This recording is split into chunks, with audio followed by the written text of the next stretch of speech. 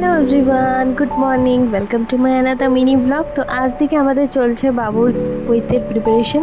তো সকালে উঠে দেখো বাবুর ভাইয়ের চুল কাটা স্টার্ট হয়ে গেছে। আর এই প্রথম অন্নপ্রাশনের পর ওর চুল কাটা হচ্ছে, আর কান্না দেখো।